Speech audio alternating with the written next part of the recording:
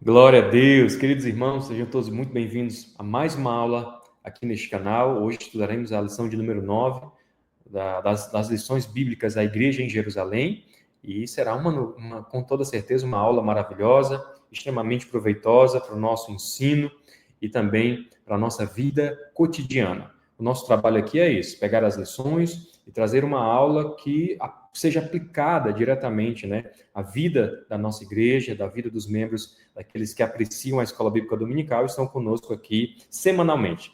Nós já vamos para a 9ª lição, ininterrupta desta série de lições, e tem sido uma bênção. Eu quero pedir a você, meu irmão, compartilhe, curta, comente aqui, para que esse vídeo se torne mais relevante, mais pessoas possam chegar até aqui e estudarem conosco essas preciosas lições. Por isso, eu quero dizer para você que, dito isso, nós vamos começar a aula de hoje, mas antes quero lembrá-lo que os slides que eu uso aqui, os meus slides, são disponíveis gratuitamente aqui na descrição deste vídeo.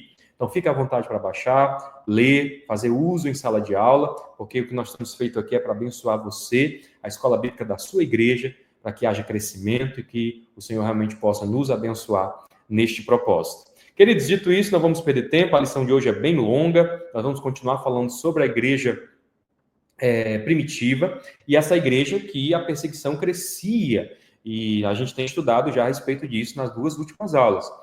Mas agora ela chega no ápice, né? Digo assim, desse primeiro momento. Essa perseguição cresce e chega ao assassinato, o assassinato de um servo de Deus, um crente na pessoa bendita de Jesus Cristo, que é morto pelo povo. Até aqui, quem havia executado essas mortes era Roma, mas agora realmente isso chega a uma situação onde o povo não consegue lidar com essa nova realidade do Evangelho de Jesus Cristo sendo pregado de forma tão expressiva e relevante em Jerusalém, e a coisa então escala para um nível muito sério. Então, mesmo assim, eles seguiram firmes, apesar de toda essa perseguição, vivendo o Evangelho como questão de vida ou morte. E eu quero dizer isso para você, queridos. O Evangelho é uma questão de vida ou morte. O Evangelho é sobre a gente viver ou morrer para a glória de Deus Pai. E Estevão foi o primeiro mártir, abrindo um caminho para muitos que morreriam por Cristo. Foi o primeiro, mas não foi o último. E a grande verdade é, se a gente fizer uma pesquisa simples, a gente vai encontrar dados alarmantes como esse, de janeiro desse ano, né? A perseguição alcança mais de 380 milhões de cristãos em todo o mundo, ou seja, 380 crentes perseguidos por causa da sua fé na pessoa de Jesus Cristo. E aí, quando a gente vai olhar para esses números e ler a respeito dessa realidade, a gente vai ver que desses 380 milhões perseguidos no último ano, que foi 2024, quase 5 mil cristãos foram mortos, motivados pela sua fé, motivos relacionados à fé. E você pode pensar, irmão Felipe, isso é muito? Isso é muita gente. Se fosse uma pessoa, já era muita gente. Agora imagina quase 5 mil. E eu quero dizer para você que esses dados são dados oficiais, daquilo que é realmente registrado, daquilo que realmente é investigado e posto, né, lá nos dados oficiais, a motivação desses assassinatos. Mas nós podemos crer que é muito mais, dos que a gente não conhece, dos que não chega até as estatísticas. Então, com toda certeza, meu irmão, muitos e muitos crentes são mortos diariamente por causa da sua fé na pessoa de Jesus Cristo. Então, além dessas mortes, há um aumento significativo em prisões arbitrárias. Nós temos visto isso, detenções sem julgamento, violência física, psicológica, desaparecimento de cristãos em várias áreas e em várias regiões do planeta. E a perseguição é especialmente severa em 13 países, liderados aí, infelizmente, pela Coreia do Norte, pela Somália, o Iêmen, a Líbia e o país do Sudão. Então, nós temos que entender que essa perseguição existe e que ela é séria. Porém, nós não podemos esquecer das palavras do nosso Senhor e Salvador Jesus Cristo, quando ele nos diz em Mateus 5,10, bem-aventurados os perseguidos por causa da justiça, porque deles é o reino dos céus. Então, a perseguição, ela é uma bem-aventurança. Olha só que contraditório. Mas porque toda perseguição que enfrentamos não é um castigo, por mais que seja doloroso, como? Mas é, com toda certeza, um privilégio para nos aproximar de Cristo. Então, se nós somos perseguidos, queridos, nós somos abençoados, porque nós somos perseguidos por causa do maior dos nomes, o nome do nosso Senhor. Então, a lição de número 9 vai falar justamente sobre isso, uma igreja que se arrisca.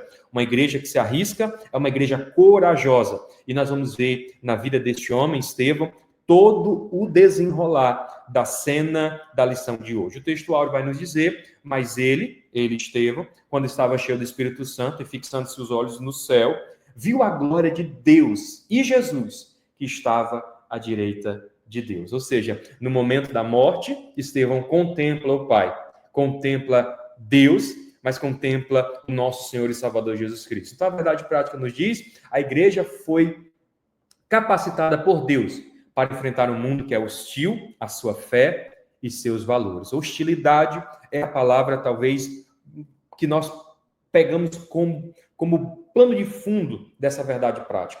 Por que o mundo é hostil a nosso respeito? Porque nós acreditamos em Jesus. Mas por que acreditar em Jesus nos torna alvos dessa hostilidade? É o que nós vamos estudar na lição de hoje. Porque hostilidade do mundo, porque sim, queridos, o mundo é hostil, é da identidade deste mundo.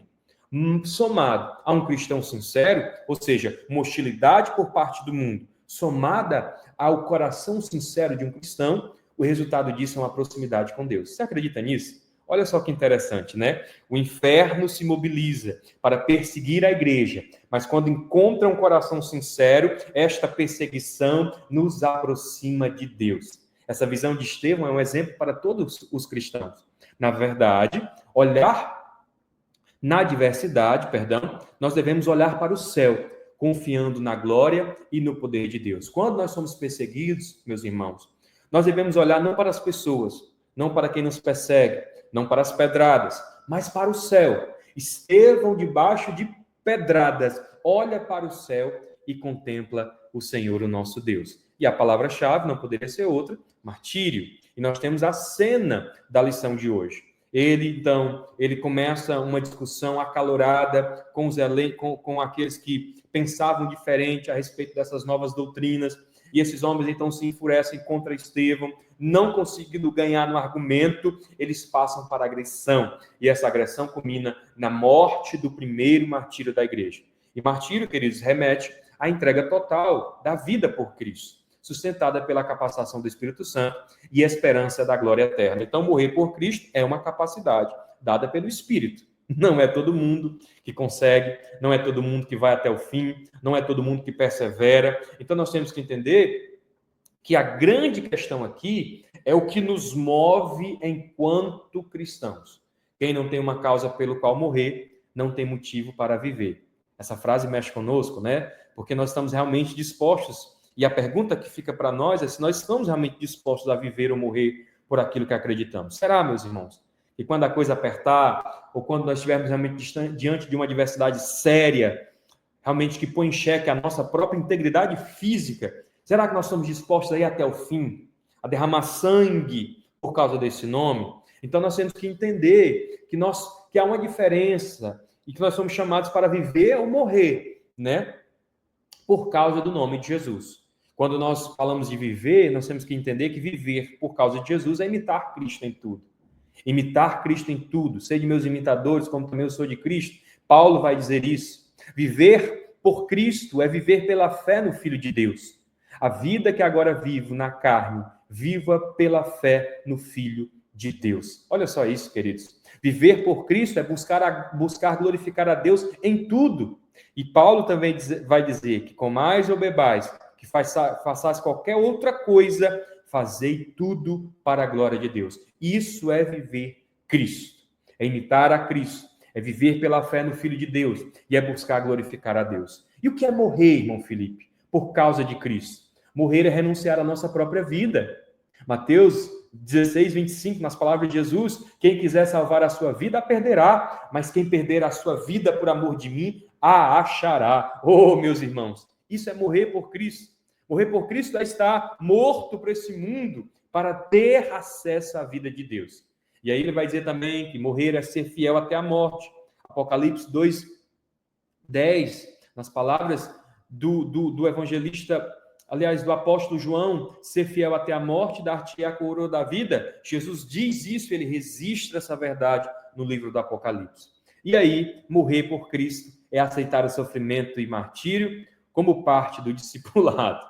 Pois é, meus irmãos, morrer é uma das cláusulas do contrato daqueles que assumem a posição de seguir a Cristo. Filipenses 3:10, conformando-nos com ele na sua morte. Eu quero conhecer a Jesus Cristo, tomar parte no seu sofrimento e morrer com ele. Palavras do apóstolo Paulo aos Filipenses. Ou seja, viver para Cristo é abraçar uma causa que vale a pena, mesmo que custe a nossa vida. Morrer por ele é o maior lucro, pois é o começo da verdadeira vida eterna. E aí eu quero provocar a sala aqui, você, aluno que está conosco nessa videoaula, com uma seguinte pergunta. Estamos vivendo e entregando nossa vida por uma causa tão grandiosa como o Evangelho? Será de fato que nós estamos vivendo e entregando a nossa vida por causa do Evangelho? Porque há uma diferença enorme entre ser um amigo do Evangelho e ser ou estar pronto para ser um mártir do Evangelho. Vocês estão entendendo, irmãos? Amigo do Evangelho é o que nós mais vemos hoje por aí. Pessoas que dizem que professam a fé em Jesus Cristo, mas vivem uma vida totalmente diferente do que essa entrega de vida ou morte que o Evangelho nos exige. Mas ser um mártir do Evangelho é morrer por causa desta preciosa mensagem. Então, o que é ser um amigo do Evangelho? Ser um amigo do Evangelho é participar de culto, quando é conveniente, mas evita as discussões sobre fé no trabalho ou na escola. Ou seja, a minha fé é no domingo. A minha fé é para dentro da igreja. Fora desse espaço, eu sou uma pessoa normal. Você entende? Evita se posicionar em ambientes hostis para não perder relacionamentos ou oportunidades profissionais. Muitas pessoas, irmãos, deixam o evangelho de lado para uma promoção, para fazer algo que ela venha ter um ganho, para que ela não seja rotulada. Ela tem medo desse rótulo de crente, de cristão, de evangélico. Por mais que eu sinta que hoje isso não quer dizer muita coisa para os padrões do que nós temos visto no meio da igreja. Uma outra coisa, ser um amigo do evangelho, é compartilhar o evangelho apenas em círculos seguros, sem assumir riscos. Na igreja eu levanto as mãos, eu dou glória, eu oro, mas eu não consigo fazer isso fora da igreja.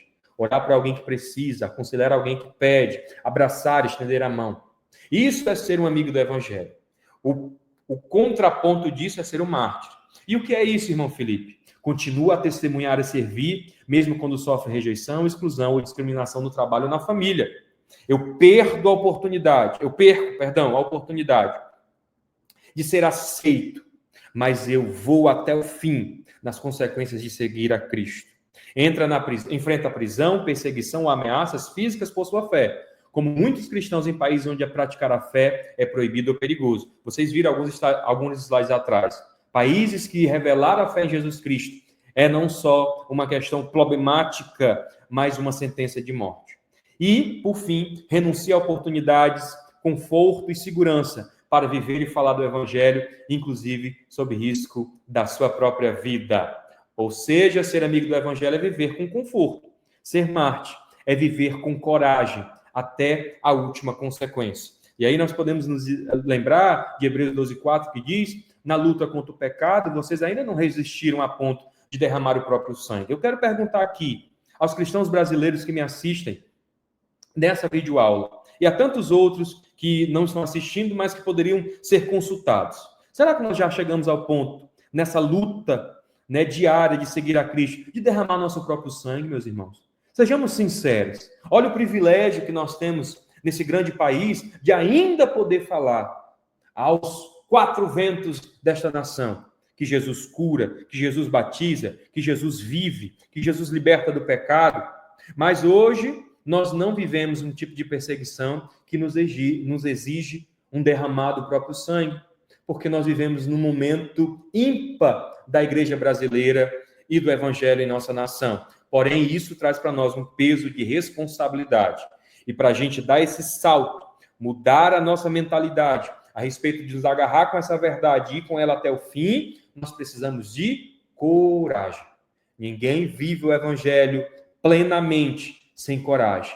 Se você não tiver um desejo forte no seu coração de ser diferente dos demais, estar disponível para anunciar a palavra do evangelho, você precisa fazer essa oração. Para viver ou morrer por Cristo, precisamos de coragem que vem de Deus. Coragem para enfrentar o mundo, superar o medo e permanecer firmes, pois Ele é a nossa força e escudo. E aí nós vamos encontrar essa verdade em 2 Timóteo 1:7. A coragem para viver ou morrer por Cristo vem do próprio Deus, que nos capacita com poder e amor e não com medo.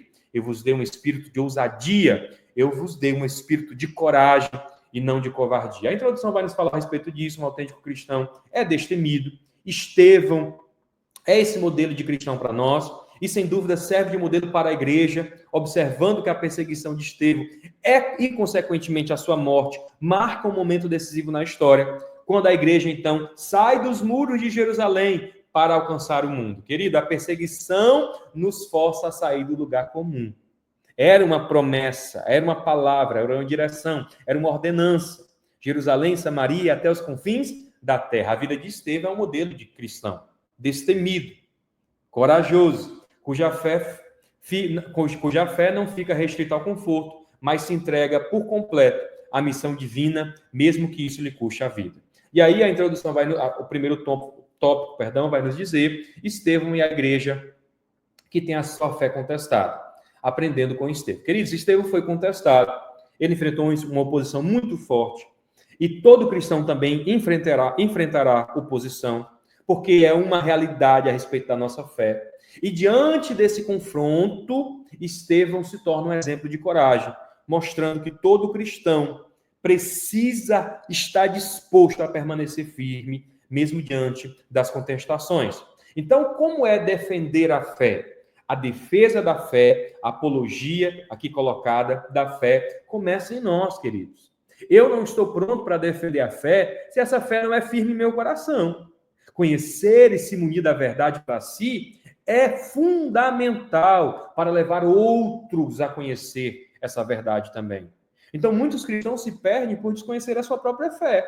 Tem gente, irmãos, da nossa denominação que não conhece a história da igreja. Quem dirá as bases que fundamentaram a nossa fé e o nosso modo de viver. Então, defender o evangelho não é debate de opinião.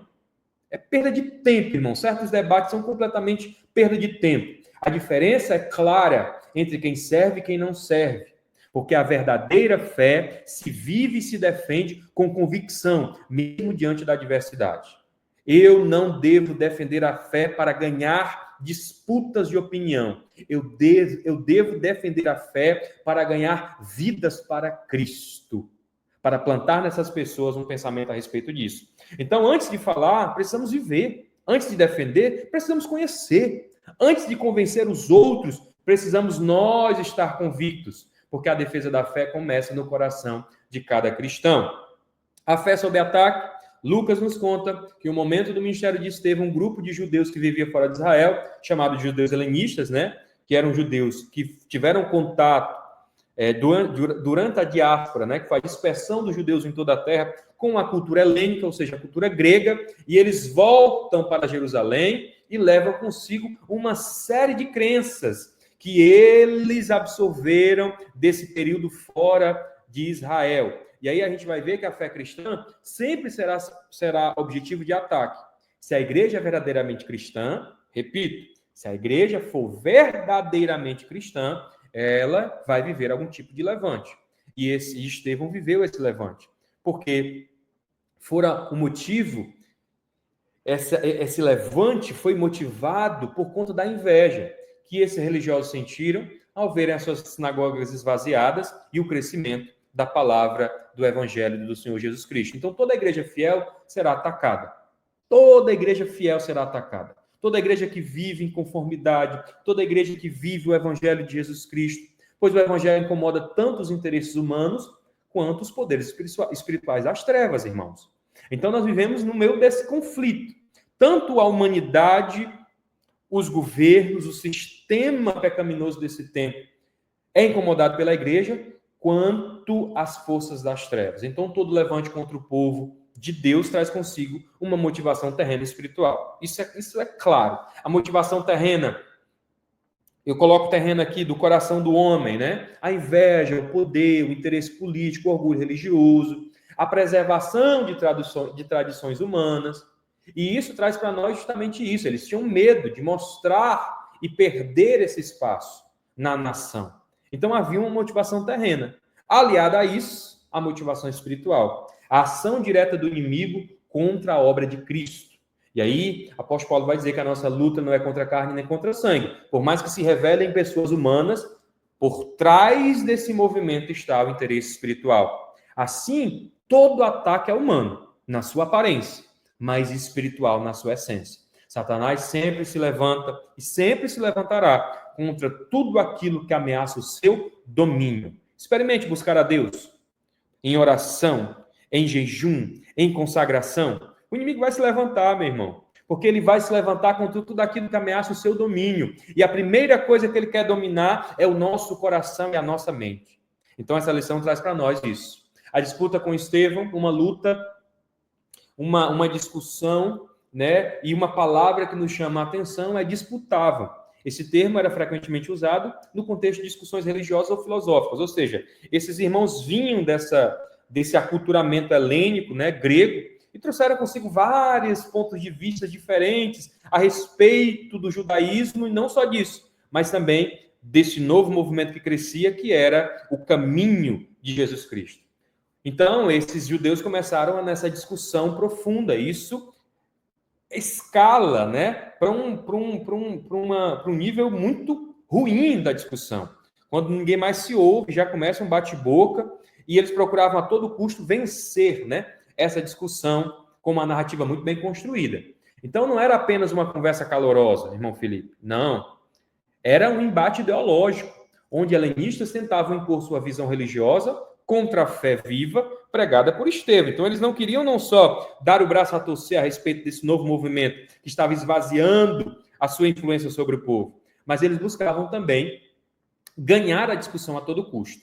E aí, meus irmãos, de um lado estava a religião judaica tradicional, presa a estruturas humanas e orgulho religioso, e do outro a fé cristã viva, anunciada por Estevão e confirmada pelo Espírito Santo com sinais e prodígios. Um evangelho poderoso, ele é de palavras, mas ele também é de sinais e prodígios. Então, eles não buscavam apenas aprender ou dialogar com Estevão. Eles buscavam calar e sobrepor a mensagem daquele diácono, movido por esse desejo de anunciar a palavra do nosso Senhor e Salvador Jesus Cristo. Então, a grande diferença é que a fé verdadeira não precisa vencer pelo argumento humano.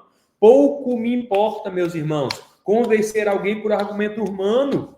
Sabe, tem crente, irmãos, que é viciado em buscar apoio em outras bases para justificar a palavra. Olha, não, porque a ciência confirmou. Não, porque a arqueologia confirmou. Tudo isso é maravilhoso. Que bom que a ciência, a arqueologia confirmam muitas coisas daquilo que nós cremos. Mas isso são argumentos, irmãos. Nós fomos chamados para crer. Então, a fé verdadeira se sustenta pela verdade de Cristo e pelo testemunho do Espírito Santo. Eu não sei, às vezes, porque eu sei, mas eu sei que eu sei. Isso é o meu paradoxo, irmãos, mas é a verdade. Nós somos chamados para ter essa fé autêntica. Então, como eles não conseguiram encontrar um motivo verdadeiro, né, para se levantar contra Estevão, uma vez que eles não poderiam resisti-lo, o texto diz isso, não poderiam ganhar dele, nem no argumento, nem nos sinais, nem em nada, eles então levantam uma falsa narrativa. A igreja sempre teve de lidar com combates de falsas narrativas. Jesus passou por isso, Paulo passou por isso, e agora também estava passando Estevão. Então a igreja continua enfrentando falsas narrativas que tentam manchar a sua imagem. Nós podemos identificar algumas. A igreja só quer dinheiro. Eu só ouço isso, irmãos. O evangelho é ultrapassado, não serve mais para a vida moderna. Não, isso ficou para trás. Todo pastor é corrupto, todo pastor é manipulador, todo pastor é, com perdão da expressão, ladrão. A fé é apenas uma construção social. Deus é só uma ideia humana. Não existe essa coisa de verdade absoluta. Cada um tem que ter a sua própria verdade, queridos. Essas narrativas surgem não apenas de fora, infelizmente, mas muitas vezes elas ganham força justamente quando a igreja falha no seu testemunho. Quando sim, a igreja só pensa em dinheiro. Quando sim, a igreja quer se modernizar para esse tempo. Quando sim, os pastores não dão testemunho do serviço. Quando sim, a fé se torna apenas um embate ideológico. Quando sim, nós começamos a dividir espaço com outras verdades em nosso meio. E aí a gente tem que entender que nós somos chamados a vencer essas falsas narrativas. E como é que a gente faz isso, irmão Felipe? Vivendo a verdade, dando testemunho coerente, respondendo com mansidão, mais firmeza e confiando que a verdade prevalece. Qual a verdade? A verdade de Jesus. porque a verdade, ela nos libertará. Então, as falsas narrativas mudam de roupagem ao longo da história. Mas o antídoto é sempre o mesmo. Viver e anunciar a verdade de Cristo com fidelidade e coerência. Fidelidade, vou até o fim. Coerência, eu faço o que eu prego, eu faço o que eu digo. E aí a gente tem que entender que se não conseguimos achar, como eles não conseguiram achar, algo a respeito de Estevão, então eles inventaram. Porque essa máxima é muito verdadeira. Se não consegue achar nada, inventa. Foi assim com Jesus, foi assim com Estevão, e sempre será assim conosco. Quando não nos encontrarem em falha real, o mundo e o inimigo vão levantar narrativas fraudulentas para tentar nos silenciar. E quantas pessoas, né, meus irmãos, não passaram por situações como essa? Eu vejo hoje, irmãos, verdadeiros motins na internet para derrubar testemunhos e homens que se posicionam a respeito da verdade do evangelho. E aí a gente vai para o ponto 2, a Estevão e a igreja que defende a sua fé. Deus na história do seu povo. Então, Estevão vai defender a fé dele, irmãos, não com argumentos. Ele vai defender a sua fé com a palavra de Deus. Ele era um apaixonado pela fé e ele realmente vai fazer isso de forma muito contundente, porque a defesa da fé de Estevão nos ensina que toda explicação e defesa da fé, a chamada apologética, como eu falei aqui, deve sempre ter um objetivo central. Qual, irmão Felipe? Apontar a Jesus Cristo. Então, Estevão vai fazer um panorama de toda a lei, mostrando que o Senhor Jesus sempre esteve lá. Então, a estratégia dele é justamente essa. No discurso do Atos 7, Estevão relembra a história de Israel para mostrar que Deus sempre conduziu o seu povo em direção a Cristo. Havia, sim, profecias para o tempo em que se profetizou, mas havia, sim, também profecias para o tempo de Jesus. E todas aquelas haviam se cumprido até ali. Então, a defesa da fé cristã, apologética, não é só um argumento a vencer debate. Repito, o foco principal deve ser sempre apontar para Jesus Cristo como cumprimento de toda a história da salvação. E aí, meus irmãos, a gente vai ver que por mais que você esteja munido da palavra, da graça, do Espírito Santo, fazendo isso em amor, como fez Estevão, isso não muda nada. Se do outro lado, quem ouve, estiver com o coração endurecido. Porque mesmo diante dos fatos apresentados por Estevão em uma defesa suficientemente convincente, seus adversários preferiram ignorar. Você já se sentiu assim? Ninguém convence ninguém a nada, irmãos. Porque ninguém convence ninguém que não queira ser convencido.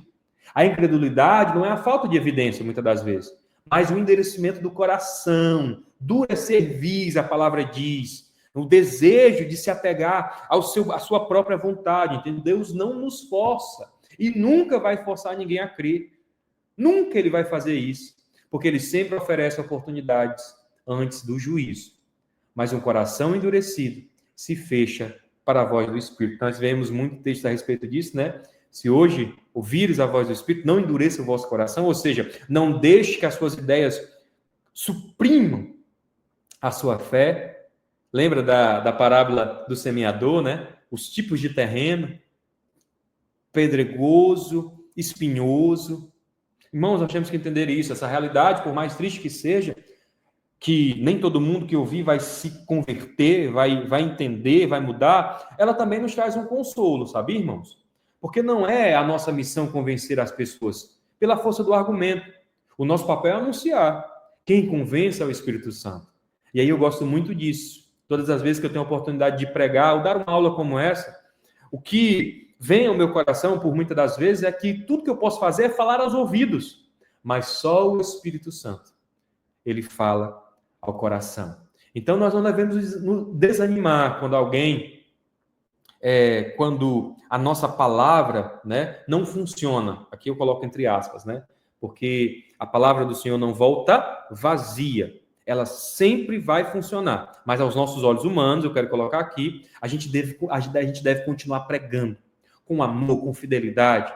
Então, se houver um espaço no coração, o Espírito Santo fará a obra.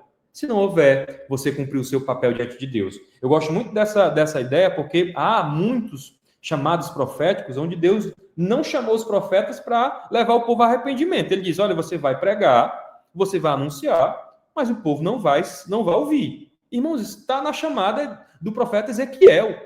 Mas ele vai dizer, mas eles vão saber que houve profeta, ou seja, que eles foram alertados. Naquele grande dia, nós teremos, então, a culminância de todas essas coisas. E aí nós caminhamos para o final, já do terceiro tópico, Estevão e o mártir da igreja, contemplando a vitória da cruz. Diante de um grupo enfurecido, Estevão contemplou a glória de Deus. Então, eles inventam essa mentira de que ele estava se levantando contra Moisés, contra a lei e etc. O povo, então, se ira e eles começam a apedrejá-lo, irmãos, levando-o para fora da cidade. E então ele olha para o céu, e o texto bíblico diz que ele vai dizer isso: eis que vejo os céus abertos e o Filho do Homem que está em pé, à direita de Deus. Oh, meus irmãos, uma igreja que contempla o Cristo glorificado, ela não nega a sua fé, porque mesmo diante das pedradas, ela está certa de que os olhos dela estão no lugar certo. Então, quando os líderes religiosos estavam tomados de ódio e fúria, Estevão não olhou para baixo, para os inimigos, mas para cima. Vejo os céus abertos e o Filho do Homem em pé à direita de Deus. Olhar para baixo, irmãos, é ver as pedradas. É olhar para as acusações. É desanimar diante das afrontas. Muitas das pessoas, irmãos, diante das pedradas, elas desistem. Eu conversei recentemente com um irmão que disse que não, eu saí daquele ministério porque eu estava sendo perseguido, né? Isso é muito legal, porque realmente você deve realmente se preservar e evitar certos conflitos. Se aquele espaço não lhe cabe, você tem todo o direito até de procurar um outro lugar para servir a Jesus com sinceridade. Mas muitas das vezes, irmãos, é dengo, viu? Desculpa eu dizer, você olha para coisas pequenas. Ah, o irmão não me cumprimentou. Ah, o irmão não me... Irmão, isso é olhar para baixo, irmãos. Olhar para o alto é ver Jesus, a vitória da cruz, a glória eterna. Não, irmãos, eu olho para ele, meu alvo é ele, eu quero estar com ele naquele dia. E peço a ele que me fortaleça para que eu continue crendo. Então, eu gosto muito da frase que diz: "Só aguenta as pedradas, olha para o alto". E quando olhamos para o alto, nós vemos Jesus. Ele está lá, em pé, à direita de Deus. Irmãos, você já imaginou? E aqui é uma percepção minha, né? Nesse pouco tempo que me resta aqui para a gente encerrar a aula de hoje. Você já se imaginou que Estevão é recebido por Jesus, ele estando de pé? Você sabe, irmãos, o que é estar de pé para receber alguém? Oh, aleluia, Jesus! Estar de pé para receber alguém, meus irmãos, é sinal de honra. Não ao homem, mas ao coração daquele que crê. Vinde, benditos do meu Pai. Naquele dia, irmãos, eu quero crer que o Senhor estará de pé, de braços abertos, nos aguardando para estarmos com Ele para toda a eternidade. Então, Estevão faz isso, mas ele faz mais. Não só contempla o Senhor e olha para aquilo e vê que aquilo é justamente a realidade da sua fé, mas naquele último momento ele então perdoa seus agressores. Ele vai dizer, e pondo-se de joelho, clamando em grande voz: Senhor, não lhes impute pecado. Não lhes impute este pecado. E tendo dito isso, adormeceu. Antes de morrer, suas últimas palavras foi: Senhor, não lhes impute pecado. Ele vai fazer como Jesus faz. Naquele momento da cruz: Pai, perdoai-vos. Eles não sabem o que fazem. Então temos aqui a figura de uma igreja que literalmente se dá pelo perdido, que sacrifica-se por ele. Esse deve ser o modelo a seguir. Então, antes de morrer, Estevão ora: Senhor, não lhe impute pecado. Ele demonstra aqui confiança plena em Deus, sabendo que a justiça final está nas mãos do Senhor. Mostra também amor ativo pelo agressor, assim como Jesus fez na cruz, perdoando e intercedendo e compreendendo a ignorância do outro. Às vezes, irmãos, nós temos que lembrar que quando alguém se levanta contra nós, lembrando de tudo isso, né, que são forças das trevas, que são interesses humanos, nós não podemos nunca esquecer que também existe muita ignorância em nosso meio. A ignorância, irmãos, é a falta de compreensão, infelizmente, né, quando falta a educação, sobra a ignorância, e a educação aqui no sentido de conhecimento. Então, nós temos que entender que nós não podemos, irmãos, lidar a ferro e fogo com muitas situações. Irmão Felipe, mas essa pessoa está me agredindo. Mas nós temos que entender, irmãos, qual foi o nosso chamado. Eu sei, irmãos, que isso aqui não é fácil. Talvez eu não esteja preparado para essa realidade. Muito menos você. Nem eu, nem você, na verdade. Mas este é o chamado de Cristo para nós. Nos doar até o fim. Estava lendo a biografia do pioneiro Gunnar Wingre, um sueco, que junto com Daniel Berg fundou o trabalho pentecostal no Brasil, a maior denominação cristã dessa nação, se chama Assembleia de Deus, fruto do trabalho desses missionários, que vieram para cá só com a cara e com a coragem. E o final da história de Gunnar Wingre, narrada pela sua esposa e narrada por ele também em seus diários, é muito triste, irmãos. Porque no final ele foi literalmente expulso. Expulso, irmãos, do espaço onde ele aprendeu da igreja onde ele se doou para fundar. E ele vai e volta para a sua terra e em pouco tempo ele morre com uma terrível enfermidade no estômago, né? Essa história é muito bonita e traz para nós a perfeição do que é o serviço, né? Pode ser que você sirva até o fim e no final o que você encontre é ingratidão. E aí? O que é que você vai fazer?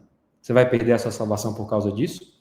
Ou você vai perdoar aquelas pessoas? Isso aqui não estava nem na lição, veio para cá de repente, mas eu trago como um testemunho para a gente refletir a respeito disso. E aí, para concluir, só é capaz de perdoar quem aprendeu a amar como Jesus, entregando a vida e confiando na justiça de Deus. Então, a fé que se conhece, se defende. A fé que se contempla em Cristo permanece firme. A fé que se entrega, perdoa e vence até a morte. Vamos fechar, então. Hoje passei um pouquinho do tempo, mas eu creio que foi uma bênção. O nosso takeaways é martírio, né? O que é martírio? O martírio é entregar a vida por Cristo, testemunha da fé até o fim, mesmo diante da perseguição ou da morte. Não é buscar a morte, mas permanecer firme na verdade do Evangelho. Por quê? Porque a fé verdadeira sempre será contestada pelo mundo e pelos poderes espirituais contrários. A fidelidade a Cristo revela a glória de Deus e a força do seu reino. Para que o martírio? Para mostrar que o Evangelho transforma vidas e que nada pode separar o crente do amor de Deus, nem mesmo a morte. Serve para fortalecer a igreja e inspirar outros a permanecerem firmes também. E nós, irmão Felipe, diante dessa realidade que foi anunciada nessa lição, nós somos chamados a olhar para Cristo glorificado, manter o foco na vitória da cruz e, mesmo diante da oposição, amar, perdoar e testemunhar com coragem. Nosso martírio diário pode não ser físico, mas exige sim fidelidade, entrega e coragem espiritual. A conclusão nos diz que Estevão e a igreja é um modelo de uma igreja que, em vez de ficar no seu conforto, vai até as últimas consequências, arriscando-se pelo Senhor Jesus. E aí eu fecho com essa frase: uma igreja verdadeira não se esconde, não negocia a fé, não teme a dor. Ela olha para Cristo, vive pelo Espírito e entrega-se até o fim pelo reino de Deus. Irmãos, toda a glória seja dada a Jesus. Que coisa maravilhosa foi a lição de hoje. Eu fiquei muito feliz, senti a presença de Deus em vários momentos aqui, espero que você também. E peço que você compartilhe essa lição, dê like, se inscreva no nosso canal, para que o nome de Jesus seja glorificado e continue sendo anunciado a tempo e fora de tempo. Não esqueça de que os slides estão disponíveis na descrição desse vídeo e que nós nos encontraremos numa próxima oportunidade, na semana que vem, no nome precioso de Jesus. Que Deus te abençoe e até lá.